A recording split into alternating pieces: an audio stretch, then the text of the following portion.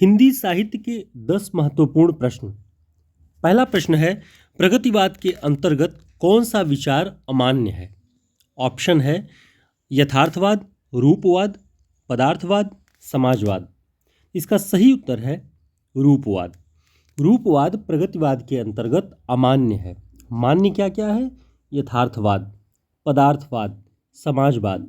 ये तीनों प्रगतिवाद के अंतर्गत मान्य विचारधाराएं हैं। अगला प्रश्न है, हिंदी साहित्य का पहला रिपोर्टाज लेखक कौन है? हिंदी साहित्य का पहला रिपोर्टाज लेखक ऑप्शन है भारतेंदु हरिश्चंद्र, महावीर प्रसाद द्विवेदी, शिवदान सिंह चौहान, कमलेश्वर। इसका जो सही उत्तर है वह है शिवदान सिंह चौहान।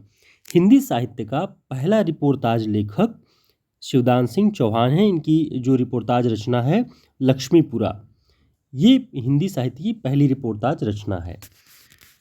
अगला प्रश्न है, द्विवेदी युग की कविता की प्रमुख प्रवृत्ति क्या रही है?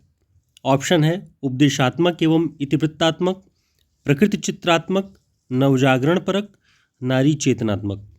इसका सही उत्तर है उपदेशात्मक एवं इतिवृत्तात्मक। मैटर ऑफ फैक्ट, आचार्य शुक्ल जी ने कहा है कि द्विवेदी युग की जो कविता है उसकी प्रमुख प्रवृत्ति है उपदेशात्मकता और इतिवृत्तात्मकता। अगला प्रश्न है, रामविलास शर्मा जी के अनुसार राम की शक्ति पूजा में किन दो कविताओं का सार तत्व है?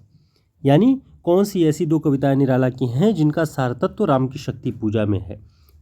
तो रामविलास शर्मा जी ने जो बताया, ऑप्शन है तुलसीदास और जागो फिर एक बार, सरोज स्मृति और जागो फिर एक बार, जागो फिर एक बार और बादल राग, और अंतिम ऑप्शन है तुलसीदास और सरोज स्मृति। तो इसका जो सही उत्तर है तुलसीदास और सरोज स्मृति, इन दो रचनाओं का सार तत्व राम की शक्ति पूजा में दिखाई पड़ता है। अगला प्रश्न है, लोग हैं लागी कवित्त बनावत, मोहे तो मोरे कवित्त बनावत। यानी लोग तो कवित्त बनाने में लगे हैं लेकिन मेरे जो कवित्त हैं वो मुझे बना रहे हैं, ये कौन कहता है?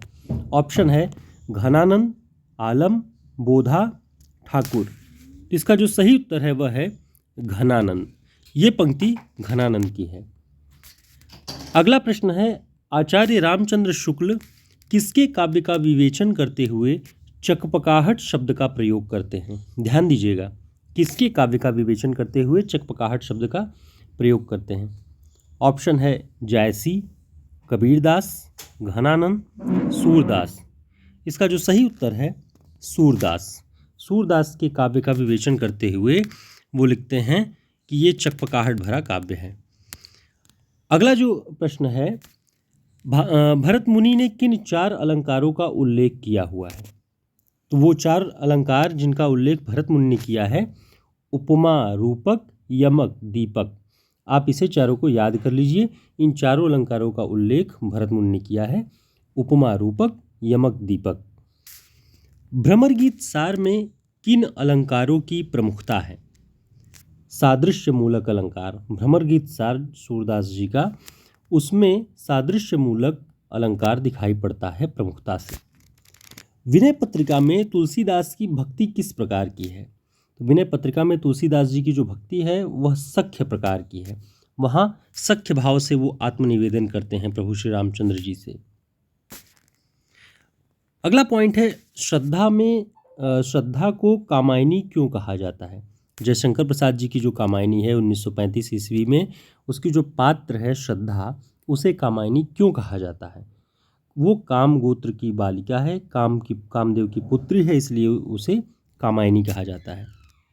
अगला पॉइंट है, शुक्ल जी के हिंदी साहित्य का इतिहास जो ग्रंथ है उसका प्रकाशन किस वर्ष हुआ? उसका सही उत्तर है 1929। रामानंद किसकी शिष्य परंपरा में आते हैं? तो रामानंद रामानुजाचार्य जी की शिष्य परंपरा में आते हैं। 3 महत्वपूर्ण प्रश्नों के साथ ये श्रृंखला आप इन्हें रिवाइज कर लीजिए, इन्हें नोट कर लीजिएगा, ये आपके लिए उपयोगी होंगे। धन्यवाद।